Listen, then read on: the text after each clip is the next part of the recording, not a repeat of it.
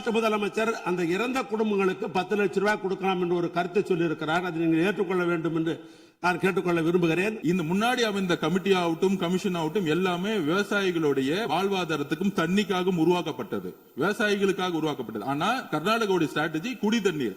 அப்ப நம்ம இன்னொரு ஆணையத்தை உருவாக்கி நீர்வள ஆணையம் CWC கர்நாடகாவின் மேகதாது திட்ட அறிக்கை DPR மீது தனது தொழில்நுட்ப கருத்துக்களை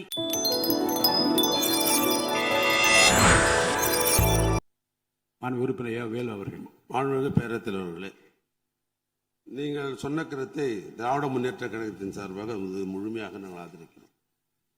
காரணம், ஒரு திருத்தம் எப்பொழுதும் கொடுக்கிற பொழுது அன்றைக்கு ஏதாவது பிரச்சனை இருக்கும் என்று தான் சம்பந்தப்பட்ட உறுப்பினர்கள் எழுந்து அந்த திருத்தம் எங்களுக்கு ஏற்புடையதல்ல, அந்த திருத்தத்தில் இப்படி மாற்றம் செய்ய வேண்டும் என்று கருத்தை சொல்வதற்கு முழு உரிமை உண்டு. அன்றைய தேதியில் அன்னைக்கு பிசினஸ் முடிஞ்சிடுது. அன்னைக்கு இன்னொன்று கூட அவர் கேட்கலாம், நீங்கள் திருத்தம் கொடுத்தீங்களே, முதலமைச்சர் அவர்கள் இந்த திருத்தத்தை ஏற்றுக்கொண்டு தீர்மானத்தை நிறைவேற்றுகிறார், அது எங்களுக்கு விளக்கமாக சொல்லுங்கள் கூட கேட்கலாம். அப்படியும் யாரும் கேட்கல. ஏன்னா இந்த திருத்தம் எங்களுடைய கழகத்தினுடைய தலைவர் அவர்கள் இன்னும் குறிப்பாக சொல்ல வேண்டும் என்று சொன்னால், வீரேந்திர பட்டேல் முதலமைச்சராக இருந்த பொழுது அன்றைய தினம் பொதுப்பணித்துறை அமைச்சராக எங்களுடைய நெஞ்சமெல்லாம் இருந்திருக்கிற அன்பு தலைவர் கலைஞர் அவர்கள் பொதுப்பணித்துறை அமைச்சராக இருந்தார். அண்ணா அப்பொழுது முதலமைச்சர். அன்றையிலிருந்து இந்த காவிரி பிரச்சனை அன்றையிலிருந்து இது தொடர்ந்து பல்வேறு வகையில பல சட்ட போராட்டங்கள்லாம் நடைபெற்று அதற்கு பின்னால் உயர் நீதிமன்றத்திற்கு போய், உச்ச நீதிமன்றத்திற்கு போய், அப்புறம் ட்ரிபுனல் வந்து இப்ப அத்தாரிட்டி இருக்கிறது. இதற்கு பெரிய நெடும் இதற்கு பல்வேறு வகையில சட்ட போராட்டம் நடத்தி இருக்கிறோம். இது முழுமையாக திராவிட முன்னேற்ற கழகத்துக்கு தெரியும். ஆனால் புதிதாக பொறுப்பேற்றிருக்கிற அரசாங்கம் இதில் வெற்றி பெற வேண்டும் என்று அவர்கள் கருதுகிறார்கள். எனவே நாமும் அதற்கு உறுதுணையாக இருக்க வேண்டும் என்று சொன்னால், இது தமிழக விவசாயிகளுடைய பிரச்சனை, காவிரி டெல்டா பிரச்சனை, இதில் அரசியலே கூடாது, இதில் முழுமையாக ஒத்துழைக்க வேண்டும் என்ற உணர்வோடு தான் இந்த பிரச்சனை வருகின்ற உடனேயே வில்சன் மூத்த வழக்கறிஞர் அழைத்து டெல்லிக்கு அங்கே இருக்கிற சம்பந்தப்பட்ட வழக்கறிஞரிடத்தெல்லாம் இரவோடு இரவாக பேசி இதற்கு இப்படி திருத்தம் கொண்டு வந்தால் தான் இது முழுமை பெறும், பிற்காலத்திலே உரிமையாக அந்த மேகதாது அணையை கட்டுவதற்கு நிறுத்த முடியும் என்ற நிலை ஏற்பட்ட பிறகுதான் எங்களுடைய எதிர்க்கட்சி தலைவர்கள் இந்த திருத்தத்தை கொண்டு வந்தார்கள். முதலமைச்சர் அவர்களும் அதை படித்து பார்த்து பெருந்தன்மையோடு இதை இணைத்து ஒன்றாக போராடுவோம் என்ற நிலையில் தான் இன்றைக்கு அந்த தீர்மானத்தை நிறைவேற்றிருக்கிறார். அதற்காக திராவிட முன்னேற்ற கழகத்தின் சார்பாக அவருக்கு எங்களுடைய பாராட்டுதலையும் நன்றி அந்த நேரத்தில் தெரிவித்துக் கொள்கிறோம். அதில் ஒன்றும் மாற்று கருத்துமல்ல. 110 நாங்கள் எதுவும் சொல்லல. தமிழ்நாட்டு முதலமைச்சர் அந்த இறந்த குடும்பங்களுக்கு 10 லட்சம் ரூபாய் கொடுக்கலாம் என்று ஒரு கருத்தை சொல்லியிருக்கிறார். அதை நீங்கள் ஏற்றுக்கொள்ள வேண்டும் என்று நான் கேட்டுக்கொள்ள விரும்புகிறேன். ஏற்கனவே ஒரு மானிட்டரிங் கமிட்டி இருக்கிறது லேபர் சைடில், விழிப்புணர்வு உருவாக்க வேண்டும் என்று அவரே ஒரு புள்ளிவரம் படித்தார். 27,000 தொழிலாளர்கள் ஈடுபடுகிறார் என்று இருக்கிறார் என்று சொன்னார். எனவே இந்த 27,000 தொழிலாளர்களுக்கும் முதலாளிகளுக்கும் ஒரு விழிப்புணர்வு உருவாக்குவதன் மூலமாகத்தான் இது கட்டுப்படுத்த முடியும். ஏன்னா ஒரு அரசாங்கம் எல்லா இடத்திலையும் தனியார் இடத்திலாம் போய் பார்க்க முடியாது. விழிப்புணர்வு உருவாக்க வேண்டும். எங்களுடைய கழகத் தலைவர் சொன்னதை போல அந்த குடும்பங்களுக்கெல்லாம் 10 லட்சம் ரூபாய் பணமும் தர வேண்டும் என்று கேட்டுக்கொண்டு, நாங்க ஜீரோ அவரில் கேட்கல. நம்ம மீண்டும் பெரும் சொல்றேன், ஜீரோ இல்லை அவர் இல்லை என்று ஏற்கனவே நாம் அலுவலகத்திலே முடிவு செய்து விட்டோம். அப்படி வரல. சில நேரங்களில் தமிழ்நாட்டில் நாம் எதிர்பாராத விபத்துகள் நடந்துவிடும். நம்ம யாரும் எதிர்பார்க்க மாட்டோம், ஆனா நடந்துரும். அது அரசாங்கத்துக்கு கவனத்துக்கு கொண்டு வரணும். அது கவன ஈர்ப்பு தீர்மானம். நான் உங்ககிட்ட கொடுத்த விட கவன ஈர்ப்பு தீர்மானம் தான். அந்த கவன ஈர்ப்பு தீர்மானத்தில் அனுமதித்தான் கொஞ்சம் விவரமா சொல்லியிருப்போம். நான் அதனால தான் சொல்றேன், அது வேற ஒன்றும் அல்ல, குற்றச்சாட்டு அல்ல. நான் மீண்டும் சொல்லுகிறேன், குற்றச்சாட்டு அல்ல. அரசாங்கம் கவனத்துக்கு கொண்டு வருகிறோம். எங்களுடைய கழகத்தலைவர் கேட்டதை போல அந்த குடும்பத்திற்கு 10 லட்சம் ரூபாய் பணம் முதலமைச்சர் அவர்கள் தர வேண்டும்.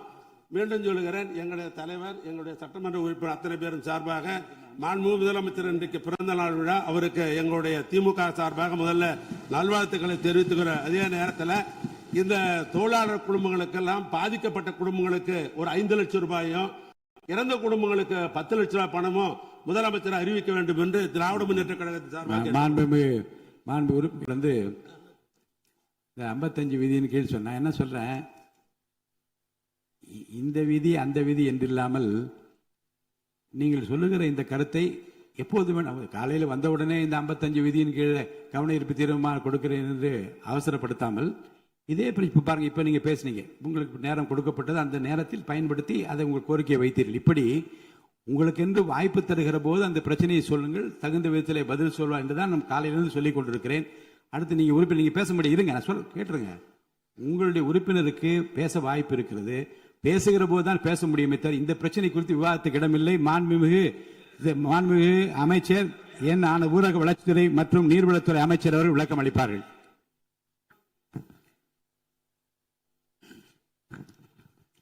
மாண்புமிகு பேரவைத் தலைவர் அவர்களே, மாண்புமிகு முதலமைச்சர் அவர்களே, காவிரி நதிநீர் விவகாரத்தில் தமிழக விவசாயிகளின் வாழ்வாதாரத்தையும் நமது மாநிலத்தின் வரலாற்று சிறப்புமிக்க நதிநீர் உரிமைகளையும் காப்பதில் இந்த அரசு துளியும் சமரசம் செய்து கொள்ளாது என்பதை இப்பேரவையில் உறுதியாக தெரிவித்துக் கொள்கிறேன்.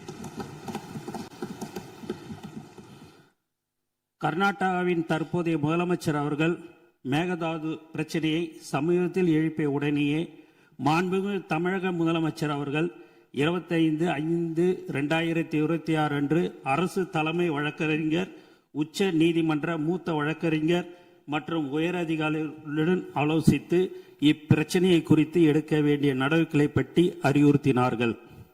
அத்துடன் நிற்காமல் நமது மாண்புமிகு முதல்வர் அவர்கள் அடுத்த நாளே 26/5/2026 தனது கடிதத்தின் வாயிலாகவும் 27/5/2026 அன்று மாண்புமிகு இந்திய பிரதமர் அவர்களை நேரில் சந்தித்து மேகதாது திட்டத்திற்கு எவ்வித அனுமதியும் அளிக்க வேண்டாம் என மீண்டும் வலியுறுத்தினார்கள்.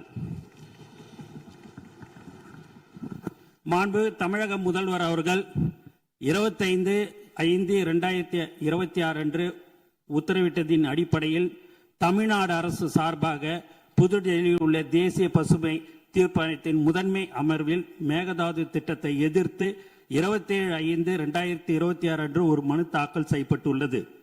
இந்த சூழலில் மாண்புமிகு தமிழக முதல்வர் அவர்கள் 18/6/2026 அன்று அமைச்சர்கள், சட்ட வல்லுநர்கள் மற்றும் காவேரி தொழில்நுட்ப குழு மற்றும் பன்மாநில நதிநீர் பிரிவினை தலைவர் ஆகியோருடன் ஆலோசித்த பின்னர் மேகதாது திட்டத்தை எதிர்த்த ஒரு தீர்மானத்தை முன்மொழியலாம் எனவும் அதற்கு அனைத்து சட்டமன்ற உறுப்பினர்களின் ஒருமித்த ஆதரவை கோரலாம் எனவும் முடிவெடுத்தார்கள்.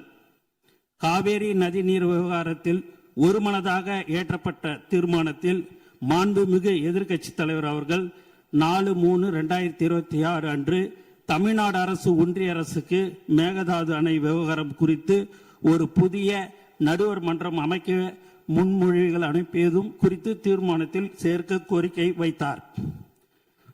அதன்படி இப்பேரவையில் 19/6/2026 அன்று நடுவர் மன்றம் அமைக்குமாறு வலியுறுத்தி ஒருமனதாக தீர்மானம் நிறைவேற்றப்பட்டு அதன் நகலை அன்றே தனது நேர்முக கடிதம் வாயிலாக மாண்புமிகு முதல்வர் அவர்கள் மாண்புமிகு இந்திய பிரதமர் அவர்களுக்கு அனுப்பியுள்ளார்கள் என்பதை குறிப்பிட விரும்புகிறேன்.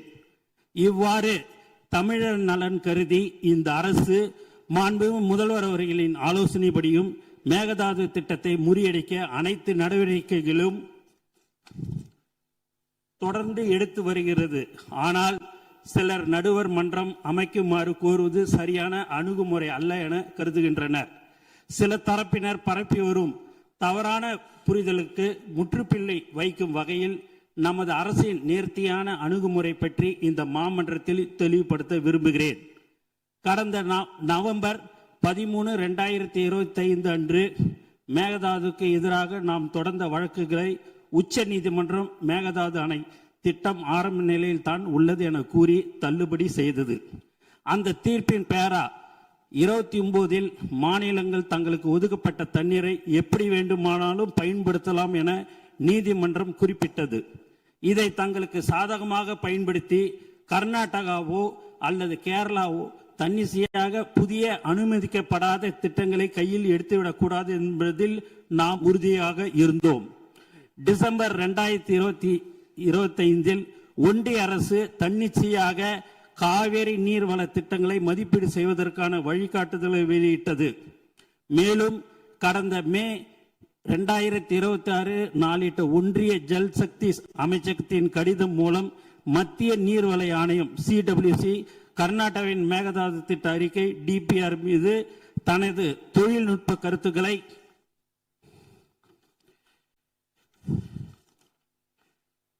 வழங்கி அடுத்த கட்ட நகர்வுக்கு காத்திருப்பது அம்பலமாகியுள்ளது. இருப்பினும் இந்த வழிகாட்டுதல்களை கடுமையாக எதிர்த்தும் தமிழ்நாடு அரசு 9/6/2022 அன்று ஒரு கடிதம் எழுதியுள்ளது. இந்த சூழ்நிலையின் தீர்வை கருத்தில் கொண்டு ஏற்கனவே குறிப்பிட்டவாறு நமது மாண்புமிகு முதலமைச்சர் அவர்கள் அண்மையில் 27/5/2026 மாண்புமிகு இந்திய பிரதமர் அவர்களை நேரில் சந்தித்து மேகதாது அணை விவகாரம் குறித்த தமிழ்நாட்டின் நியாயமான கவலைகளை குறிப்பிட்டு கோரிக்கை மனு சமர்ப்பித்துள்ளார்கள். தமிழ்நாட்டின் ஒப்புதல் இல்லாமலும் நடுவர் மன்ற தீர்ப்புக்கு முரணாகவும் மேகதாது பகுதியில் எந்த ஒரு கட்டுமான பணிகளும் அனுமதிக்க கூடாது என்று அக்கோரிக்கையில் மிகவும் வலியுறுத்தி கேட்டுக்கொள்ளப்பட்டுள்ளது. 2018 உச்ச நீதிமன்ற தீர்ப்பின் மூலம் தமிழ்நாட்டிற்கு உறுதி செய்யப்பட்ட 50% நம்பகத்தன்மை கொண்ட 740 TMC தண்ணீர் பங்கீட்டை எந்த ஒரு புதிய நடுவர் மன்றமும் மாற்ற முடியாது. எனவே கர்நாடகா தமிழ்நாட்டிற்கு அளிக்க வேண்டிய 176.25 TMCயில் எந்த மாற்றமும் ஏற்படாது. 177.25 TMCயில் எந்த மாற்றமும் ஏற்படாது. 1956ஆம் ஆண்டு நதிநீர் தாவா சட்டத்தின் பிரிவு 4(1) படி ஏற்கனவே தீர்க்கப்பட்ட பிரச்சனையை மீண்டும் திறக்க சட்டத்தில் இடமில்லை. 2018 தீர்ப்பில் உபரி நீர் சர்ப்ளஸ் வாட்டர் குறித்து துல்லியமாக கணக்கிடப்படவில்லை. இதனை பயன்படுத்தி கர்நாடகா உச்ச நீதிமன்றத்தில் ஏற்கனவே ஒரு அசல் வழக்கை தொடர்ந்தது. 1956 நதிநீர் தாவா சட்டத்தின்படி இத்தகைய புதிய நதிநீர் பிரச்சனையை ஒரு நடுவர் மன்றத்தால் மட்டுமே தீர்க்க முடியும் என்பது உச்ச நீதிமன்றத்தில் நமது வாதமாகும். காவேரி மேலாண்மை ஆணையம் CWMA கர்நாடகாவின் விரிவான திட்ட அறிக்கையை DPR நிராகரித்து விட்டது என்று கூறுவது முற்றிலும் தவறானது. காவேரி மேலாண்மை ஆணையம் CWMA கர்நாடகாவின் விரிவான திட்ட அறிக்கையை DPR நிராகரிக்கவில்லை. மாறாக எவ்வித கருத்தும் கூறாமல் மத்திய நீர்வள ஆணையத்திடமே CWC திருப்பி அனுப்பியுள்ளது. எனவே ஆபத்து இன்னும் நீங்கவில்லை. மாண்புமிகு பேரவைத் தலைவர்களே, ஒன்றிய அரசும் கர்நாடகாவும் புதிய வழிகாட்டுதலின் கீழ் மேகதாது திட்டத்தை மறைமுகமாக மேற்கொள்ள முற்படும் வேளையில் நாம் கைகளை கட்டிக்கொண்டு வேடிக்கை பார்க்க முடியாது. அந்த வகையில் மாண்புமிகு முதலமைச்சர் அவர்கள் மாண்புமிகு இந்திய பிரதமர் அவர்களிடம் வழங்கிய கோரிக்கையின் தொடர்ச்சியாகவும் ஒன்றிய அரசின் தன்னிச்சையான நகர்வுகளை முடக்குவதற்கும் உபரி நீர் மீது தமிழ்நாட்டின் உரிமையை நிலைநாட்டுவதற்கும் ஒரு மிக சிறந்த அணுகுமுறையாகவே புதிய நடுவர் மன்ற கோரிக்கையை முன்வைத்துள்ளோம்.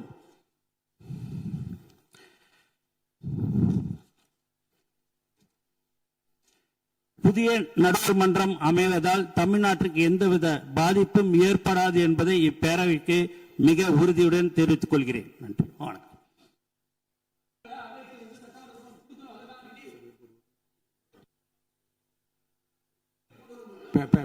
மாண்பு உறுப்பினர் ராமச்சந்திரன் பேசுங்க, விளக்கமா சொல்லுங்க, பேசுங்க.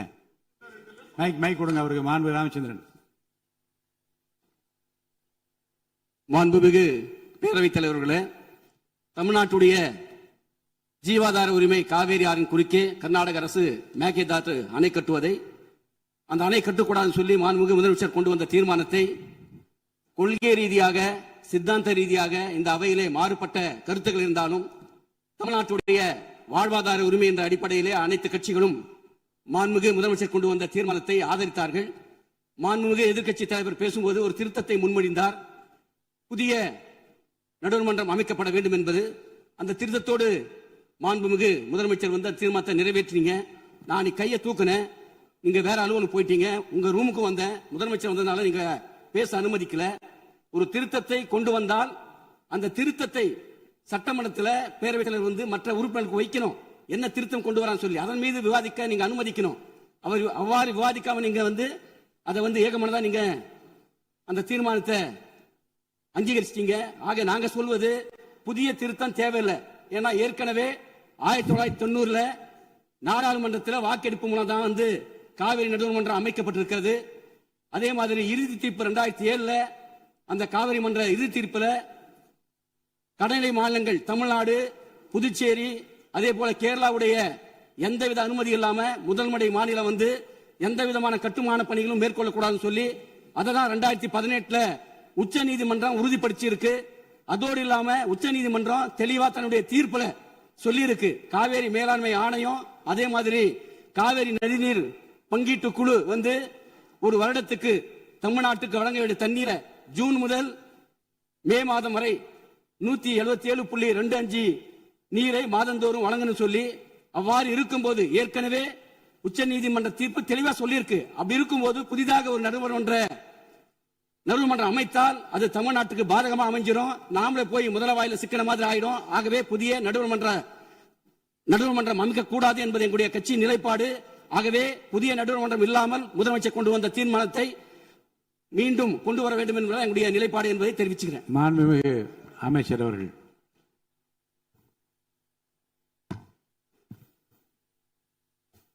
பேரவைத் தலைவர் அவர்களே, உறுதியாக சொல்கிறோம், அனைத்து கட்சியின் சார்பாக அல்ல, ஒட்டுமொத்த தமிழக மக்களின் குரலாக, விவசாயிகளின் குரலாக, கம்யூனிஸ்ட் கட்சிகளுடைய தோழர்களுடைய குரலும் சரி, பாட்டாளி மக்கள் கட்சி தோழர்களுடைய குரலும் சரி, இது சம்பந்தமாக சென்ட்ரல் வாட்டர் கமிஷன்ல டிபிஆர் சொல்லக்கூடிய project report, detail project report, அது சம்பந்தமாக உச்ச நீதிமன்றத்துடைய தீர்ப்பையும் மீறி அந்த கமிஷன் அறிக்கையை சப்மிட் பண்ண சொல்லியிருந்தாங்க கர்நாடகாவை பார்த்து. அப்படி சொன்னது மிகப்பெரிய தவறு. உச்ச நீதிமன்றத்துக்கு எதிராக central water commission DPR submit பண்ண சொன்னது தவறு. அதை சுப்ரீம் கோர்ட்ல தமிழக அரசு எதிர்த்து நின்னது. 15/4/26 நம்மளுடைய கேஸ் தள்ளுபடி பண்ணப்பட்டது. கேஸ் தள்ளுபடி பட்டதுன்னா உச்ச நீதிமன்ற தீர்ப்புக்கு எதிராக அல்ல, நம்ம இந்த டிபிஆர் சென்ட்ரல் வாட்டர் கமிஷன் வாங்கக்கூடாதுன்னு சொன்னதுதான் அதோடைய தமிழக அரசுடைய வாதம். அந்த தள்ளுபடி பண்ணப்பட்ட பிறகு டிபிஆர் சப்மிட் பண்ண மட்டும்தான் சொன்னாங்க. ஆனா மாண்புமிகு முதலமைச்சர் உடனடியாக அட்வொகேட் ஜெனரலா இருக்கட்டும், இதை 30 வருஷத்துக்கு மேல அது திராவிட முன்னேற்ற கழகமா இருக்கலாம், அதிமுகவா இருக்கலாம், எந்த ஆட்சியாக இருந்தாலும் இந்த காவேரி வாற்றை பாதுகாக்கக்கூடிய சட்ட வல்லுநர்கள் உறுதியாக இந்த நிமிடம் போராடிட்டு இருந்தாங்க. அதுல உமாபதி சார் உங்களுக்கு தெரியும், தோழர் தான். பெரிய பெரிய சீனியர் அட்வொகேட்ஸ், முகுல் டோத்னியா இருக்கட்டும், அதே மாதிரி சிங்வி சாரா இருக்கட்டும், அந்த மாதிரி இந்தியாவுடைய உச்ச நீதிமன்றத்திலேயே ஒரு டாப் சீனியர் அட்வொகேட்ஸ் கவுன்சில்ஸ மாண்புமிகு முதலமைச்சர் மிகப்பெரிய ஒரு ஆய்வை மேற்கொண்டார். அந்த ஆய்வுடைய முடிவில் இந்த காவேரி வாட்டர் கமிஷன் சொல்லக்கூடிய இந்த கமிஷன் இருக்கு, டிபிஆர் அவங்க கிட்ட சப்மிட் பண்ண, கர்நாடகாக்கு ஃபேவரா சப்மிட் பண்ண உடனே நம்ம சுப்ரீம் கோர்ட் போனோம். அதை அந்த கமிஷன் மேல நம்பிக்கையை இழந்துட்டோம். அப்ப சீனியர்ஸ் அட்வொகேட்ஸ் கவுன்சில்ஸ் என்ன சொன்னாங்கன்னா, உச்ச நீதிமன்றம் 2018 என்ன தீர்ப்பு கொடுத்ததோ அந்த தீர்ப்பு பாதிக்கப்படக்கூடாது. கம்யூனிஸ்ட் தோழர்கள் சொன்ன மாதிரி, விவசாய சங்கங்கள் சொன்ன மாதிரி. ஆனால் மேகதாது அணை என்பது வாட்டர் ரிசர்வேஷன், அதாவது பங்கீடுக்கும் மேகதாது அணைக்கும் சம்பந்தம் இல்லைன்னு கர்நாடகா சொல்லிட்டு இருக்கிறாங்க. ஆனால் மேகதாது அணை கட்டும் பொழுது அதுவும் பெங்களூர்ல ட்ரிங்கிங் வாட்டர்னு அவங்க சொல்றாங்க, அதாவது குடி தண்ணீருக்காக நாங்க கட்டணும்னு சொல்றாங்க. அது ஒரு சட்ட சிக்கல் நிறைந்தது. முன்னாடி விவசாயிகளுக்கு தண்ணி வேணும்னு சொன்னாங்க. ஆனா இந்த டீடைல் ப்ராஜெக்ட் ரிப்போர்ட் படி குடி தண்ணீருக்கு வேணுங்கிற ஒரு சட்ட சிக்கலை ஏற்படுத்துறது போல இந்த அணையை கட்டுறதுக்கு, மக்களுடைய குடி தண்ணீருக்குன்னு சொல்ல ஒரு அணை கட்ட முற்படுறாங்க. இது ரெண்டு விஷயமா பார்க்கணும். ஒன்னு சட்ட சிக்கல் நிறைந்தது. அப்படி சட்ட சிக்கல் நிறைந்து அவங்க சுப்ரீம் கோர்ட்ல டீடைல் ப்ராஜெக்ட் ரிப்போர்ட்டை காவிரி வாட்டர் கமிஷன்ல சப்மிட் பண்ணணும் அலோ பண்ணும் பொழுது முற்றிலுமாக நம்ம வந்து காவிரி வாட்டர் கமிஷன் வந்து நம்ம நம்பிக்கை இழந்திருக்கோம். ஏன்னா சுப்ரீம் கோர்ட் ஆர்டர் படி அவங்க கொடுத்திருக்க கூடாது. உடனே மாண்பு முதலமைச்சருடைய சட்ட வல்லுநர்கள் சொன்னது என்னன்னா, இமிடியட்டாக இந்த கமிஷன் மீது நம்ம நம்பிக்கை இழந்துட்டோம்னு சொல்லிட்டு தண்ணியை பகிர்ந்து கொடுக்கக்கூடிய சப்ஜெக்ட்ங்கிறது தனி. அது உச்சநீதிமன்றம் 2018 தெளிவாக சொல்லியிருக்காங்க. மேகதாது அணையில இந்த டிபிஐ ப்ராஜெக்ட் வந்து அலோ பண்ணக்கூடாது அப்படிங்கிறதுக்கு ஒரு ஆணையம் உருவாக்கணுங்கிறது இன்றல்ல. திராவிட முன்னேற்ற கழகம் ஆட்சியில சட்ட வல்லுநர்கள், அன்றைய இருந்த சட்ட வல்லுநர்கள் வந்து அண்ணன் சொன்னாரு, வில்சன் சார் வந்து கோஆர்டினேட் பண்ணாரு. அப்ப வந்து முகுல் ரோத்னி சார் தான் ஆர்குமெண்ட் பண்ணாரு. அதுக்கப்புறம் வந்து சிங்வி சார் உள்ள இருந்தாரு. அதுக்கப்புறம் உமாபதி சார், உங்களுக்கு தெரியும், அவரும் தோழர் தான். கிட்டத்தட்ட 30 வருஷமா அவர் தான் வந்து இந்த காவேரி சம்பந்தமாக பிரச்சனைகள்லாம் வரும் பொழுது அவர் தான் வந்து கடுமையாக போராடி பல்வேறு வெற்றிகளை கொடுத்ததுல முக்கியமான ஒரு எக்ஸ்பர்ட் அவர்.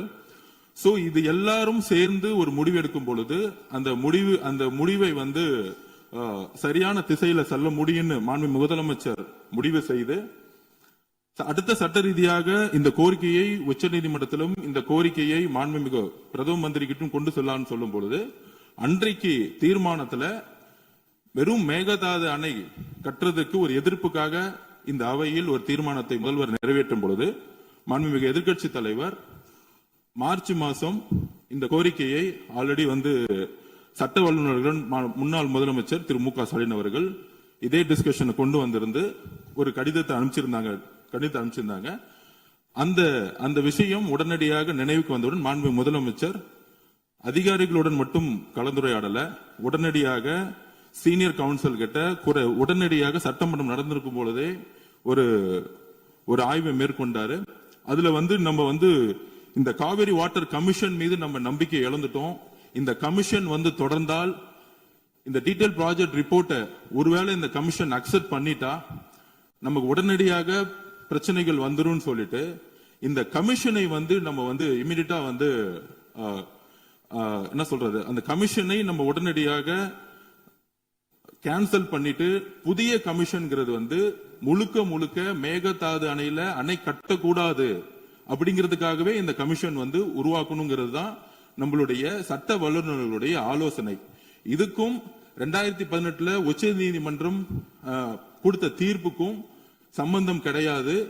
இந்த மாதிரி சட்ட வல்லுநர்களுடைய ஆலோசனைப்படி நம்ம ஒரு ஸ்ட்ராட்டஜி எடுக்கக்கூடிய நிலைமையில இருக்கிறோம். அப்படி எடுக்கும் பொழுது நமக்கான கால அவகாசம் கிடைக்கும். அப்படி ஒரு புதுசா ஒரு ஆணையம் வரும் பொழுது அந்த ஆணையத்தில் உறுப்பினர் இருக்கக்கூடிய கீழே இருக்கக்கூடிய கேரளா ஆகட்டும், பாண்டிச்சேரி ஆகட்டும், நம்மளுடைய மற்ற மாநிலங்கள் வந்து கடுமையாக எதிர்ப்பு தெரிவிப்போம், நம்மளும் வந்து எதிர்ப்பு தெரிவிப்போம். அப்ப அந்த ஆணையம் வந்து புதுசா அப்பாயின்ட் பண்ணும்போது நமக்கான கால அவகாசம் கிடைக்கும். அந்த ஆணையம் அப்பாயின்ட் பண்றதுக்கே ஒரு 6 மாசம் அவ்வளவு 1 வருஷம் ஆகும். அதுக்கப்புறம் அந்த ஆணையம் 2018க்கான உச்ச நீதிமன்றத்தோடைய தீர்ப்புக்கான ஆணையம் கிடையாதுங்கிறத நாங்க திருப்பியும் விளக்கம் கொடுக்கிறோம். இதுதான் பதிவு பண்றோம். மேகதாது அணை சம்பந்தமாக அணை கட்டணமா கட்டக்கூடாதா, டிபிஆர் டீடைல் ப்ராஜெக்ட் ரிப்போர்ட்டை வாங்கினது தவறுங்கிறோம். ஆனா அந்த ஆணையம் வாங்கியிருக்கிறாங்க. அந்த ஆணையம் வாங்கி ஒரு தலைபட்சமாக முடிவு எடுத்துட்டா சட்ட சிக்கல்கள் நமக்கு மிகப்பெரிய லெவல்ல வரும். அதனால அந்த ஆணையத்தையே நாங்க வந்து நம்ம வந்து கேன்சல் பண்ணணும்னு சொல்லிட்டு ஒரு புதிய ஆணையம் மேகதாதுக்காக உருவாக்குறோம். இதை 2 சப்ஜெக்டா நம்ம வந்து பிரிச்சு பார்க்கணுங்கிற நம்ம ஒன்னு உச்ச நீதிமன்றத்துடைய தீர்ப்பு, தமிழகத்துக்கு கிடைக்கக்கூடிய வாட்டருடைய ஒரு நமக்கான உரிமையை நிலைநாட்டக்கூடிய ஒரு தீர்ப்பு, அதில் நம்ம வெற்றி பெற்றுட்டோம். அதை வந்து இந்த ஆணையம் வந்து கை வைக்கவே முடியாது எப்பயும். ஆனால் கர்நாடகா குடி தண்ணீருக்குன்னு வந்து எங்களுக்கு டிஎம்சி வேணும்னு சொல்லும் பொழுது இந்த பிரச்சனை பிரியுது. முன்னாடி எப்படின்னா விவசாயிகளுக்கு தண்ணி வேணும்னு வந்து கர்நாடகா வந்து போராடினாங்க, உச்ச நீதிமன்றத்தில் போராடணும். அதுக்கேற்ற மாதிரி உச்ச நீதிமன்றம் 2018 தீர்ப்பு கொடுத்தாங்க. ஆனா கர்நாடகம் வந்து அதுக்கப்புறம் என்ன ஸ்டாண்ட் எடுக்கிறாங்கன்னா, குடி தண்ணீர் வாட்டர் ட்ரிங்கிங் பொதுமக்களுக்கு பெங்களூர்ல தண்ணி இல்லைன்னு சொல்லிட்டு ஒரு சட்டம் சிக்கல் நிறைந்த இன்னொரு ஸ்ட்ராட்டஜி எடுக்கிறாங்க. அப்ப அந்த ஸ்ட்ராட்டஜியை வந்து உடைக்கணும்னா கண்டிப்பாக அன்னைக்கு மார்ச் மாசம் 2026 எல்லா சட்ட வல்லுநரும் முன்னாள் முதலமைச்சர் மு க ஸ்டாலின் அவர்கள் மிகப்பெரிய ஒரு விவாதத்தை நடத்தி அதுக்கேற்ற மாதிரி இந்த கமிஷனை நம்புது, அந்த கமிஷனுக்கு எதிராக சட்ட போராட்டம் நடத்தணும்னு சொல்லிட்டு உச்ச நீதிமன்றத்துக்கு சென்றாங்க. இந்த கமிஷனுக்கு எதிராக ஆனா அந்த கமிஷனுடைய பரிந்துரையை உச்சநீதிமன்றம் சொன்னாங்க, டிபிஆர் ப்ராஜெக்ட் தானே கொடுக்குறாங்க, டீடைல் ப்ராஜெக்ட் ரிப்போர்ட் தானே கொடுக்க போறாங்க, அவங்க முடிவு எடுக்க போறது இல்ல, ப்ராஜெக்ட் ரிப்போர்ட் மட்டும் கொடுக்கட்டும் அப்படின்னு தான் உச்சநீதிமன்றம் வந்து நமக்கு எதிரான தீர்ப்பு கிடையாது. டீடைல் ப்ராஜெக்ட் ரிப்போர்ட்டை அந்த கமிஷன் கொடுக்கணும்னு சொன்னதுனால நம்ம வந்து உடனே அடுத்த ஸ்டாண்ட் எடுக்கணும். ஏன்னா ஒரு தலைப்பட்சமாக அந்த டீடைல் ப்ராஜெக்ட் ரிப்போர்ட்டை உடனடியா வாங்கி உடனே 3-4 மாசத்துல இல்ல 6 மாசத்துல முடிவெடுத்தா ட்ரிங்கிங் வாட்டர்னு சப்ஜெக்ட், அதாவது குடி தண்ணீர்ங்கிற சப்ஜெக்ட் சட்ட சிக்கலுக்குள்ள போக கூடாதுங்கிறதுக்காக தான் நம்ம புதுசா ஒரு ஆணையம் மேகதாது அணை கட்டக்கூடாதுங்கிறதுக்காக ஒரு ஆணையத்தை வந்து இது சம்பந்தமாக உடனே உருவாக்கணுங்கிறோம். ஏன்னா இப்ப இருக்கக்கூடிய ஆணையம் வந்து நாம் நம்பிக்கை இழந்துட்டோம். இதனாலதான் மாண்புமிகு எதிர்க்கட்சி தலைவரும் ஒரு ஆணையத்தை புதுசா உருவாக்குங்கிறது ஒரு உமாபதி சார் ஆகட்டும், சீனியர் அட்வொகேட் கவுன்சிலுடைய கடந்த 30-40 வருஷமா நம்மளுடைய விவசாயிகளுக்காக யார் யாரெல்லாம் வந்து சட்ட ரீதியா சட்ட வல்லுநர்கள் போராடினாங்களோ அவங்களுடைய அறிவுரைப்படி மாண்புமிகு முதலமைச்சர் இந்த முடிவை எடுத்து இந்த சட்டசபையில மாண்புமிகு உறுப்பினர் திருத்தல் தீர்மானத்தை கொடுத்தோம். இதுதான் எங்களுடைய பதிவு. உறுதியாக நாங்கள் சொல்லுகிறோம், கம்யூனிஸ்ட் தோழர்கள் எங்களுக்கு தெரியும், உங்களுடைய பிரதிநிதித்துவம் எங்களுக்கு தெரியும். நம்மெல்லாம் ஒரே கூட்டணின்னு சொல்றதோட தமிழக மக்களுக்காக ஒரே இடத்துல விவசாயிகளுக்காக எப்பொழுதும் நம்ம குரல் கொடுப்போம். அதை நாங்கள் உறுதியாக சொல்லுகிறோம். மாண்புமிகு முதலமைச்சர் உச்ச நீதிமன்ற தீர்ப்பின்படி நம்மளுடைய உரிமையை எப்பொழுதும் நிலைநாட்டுவார். இது ஒரு லீகல் ஸ்ட்ராட்டஜி அப்படிங்கறத நாங்க பதிவு பண்றோம். நன்றி. கர்நாடக அரசு ஸ்ட்ராட்டஜி மாத்திருக்குங்கிறத நாங்க பதிவு பண்றோம். அதாவது விவசாயிகள் விவசாய தண்ணீருங்கிற ஒரு ஸ்ட்ராட்டஜிக்காக நம்ம போராட்டிட்டு இருந்தோம். 2018 நம்ம வெற்றி பெற்றோம். அதுதான் டிஎம்சியை வந்து தமிழ்நாட்டுக்கு எவ்வளவு, கேரளாக்கு எவ்வளவு, பாண்டிச்சேரிகளும் தனியா பிரிச்சு கொடுத்து நம்மளுடைய மிகப்பெரிய வெற்றியை பெற்றோம். ஆனால் அதற்கப்புறம் அந்த வெற்றிக்கு அப்புறம் கர்நாடக அரசு தன்னுடைய அதாவது லீகல் ஸ்ட்ராட்டஜி மாத்துறாங்க. எப்படி மாத்துறாங்கன்னா, ட்ரிங்கிங் வாட்டர் குடி தண்ணீர்னு சொல்லிட்டு ஒரு ஸ்ட்ராட்டஜி மாத்துறாங்க. இதுதான் விவசாயிகளும் சரி நம்மளுடைய தோழர்களும் புரிந்து கொள்ள வேண்டும். ட்ரிங்கிங் வாட்டர் ஸ்ட்ராட்டஜி அப்படின்னா குடி தண்ணீர்னு வரும் பொழுது அது ஒரு அடிப்படையான ஒரு முக்கிய பாலிசியா மாறும் பொழுது உச்ச நீதிமன்றத்துக்கு அவங்க அப்படி கொண்டு போறாங்க. இந்த டேம கட்டுறதுக்கு குடி தண்ணீருக்கு தான் நான் கொண்டு போறோம், விவசாயத்துக்காக நான் கொண்டு போலன்னு சொல்லும் பொழுது அதுக்கான ஸ்ட்ராட்டஜியை நம்மளும் வந்து எடுக்கணும். அதுக்காக தான் இந்த முன்னாடி அமைந்த கமிட்டி ஆகட்டும், கமிஷன் ஆகட்டும் எல்லாமே விவசாயிகளுடைய வாழ்வாதாரத்துக்கும் தண்ணிக்காகவும் உருவாக்கப்பட்டது, விவசாயிகளுக்காக உருவாக்கப்பட்டது. ஆனா கர்நாடகாவுடைய ஸ்ட்ராட்டஜி குடி தண்ணீர். அப்ப நம்ம இன்னொரு ஆணையத்தை உருவாக்கி இதனால நம்மளுடைய உச்ச நீதிமன்ற திருப்படி நம்மளுடைய நமக்கான பங்கீடு பாதிக்கப்படாம இருக்கிறதுக்கு இதுக்கான ஒரு ஸ்ட்ராட்டஜி தான் லீகல் கவுன்சில் ஒரு பெரிய டிஸ்கஷன் மாண்புமிகு முதலமைச்சர் முடிவெடுத்து இதுதான் வந்து நான் திருப்பி பதிவு பண்றேன். மார்ச் மாசம் முடிவு எடுத்ததை மாண்புமிகு முதலமைச்சர் உள்வாங்கி தமிழ்நாட்டுக்கு தேவையாக முக்கியமாக விவசாயிகளோட நலனுக்காக இந்த முடிவு எடுத்தாருங்கிறத நாங்கள் பதிவு பண்ணிக்கிறோம்.